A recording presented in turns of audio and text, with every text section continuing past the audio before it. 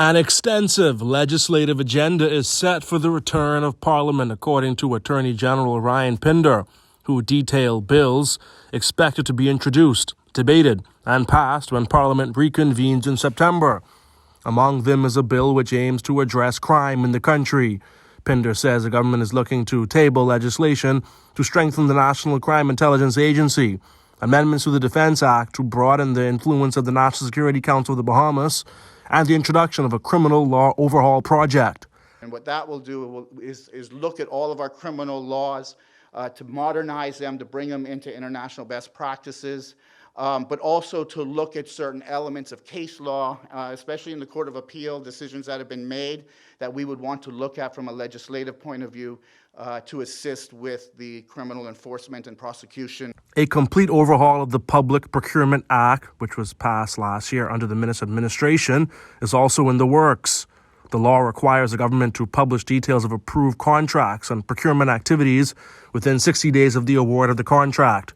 The Davis administration has been under fire by the opposition, who has claimed that they have not been compliant. Initially, we looked to amend certain aspects of that we found troublesome. Once we were looking at it in more depth, we figured a full rewrite of that legislation was necessary in order to provide more transparency, but ease of administration and ability to govern effectively. A lot of times the portal didn't function appropriately. Anti-corruption legislation is also under review, according to Pinder. He says the government has engaged the International Development Law Organization, and there are plans to include whistleblower protection. But this, he says, will not likely be tabled in the next 6 months. The IDLO, you would see if you go on their website, are global experts on matters related to anti-corruption. We are looking at revamping the public disclosure law, and we're also looking at revamping or bringing forward an ombudsman bill that will provide matters related to anti-corruption, and we're looking at also a regime for whistleblower protection in the context of this with respect to anti-corruption matters. Draft legislation on the use of marijuana for medicinal purposes has been sent out for international consultation, and recommendations are expected next week.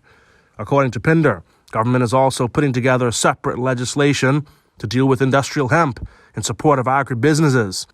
The government is also seeking to combine legislation on the Fiscal Responsibility Bill and the Public Financing Act, debate the Nurses and Midwives Bill, debate the Mental Health Act, and table the National Health Insurance Bill.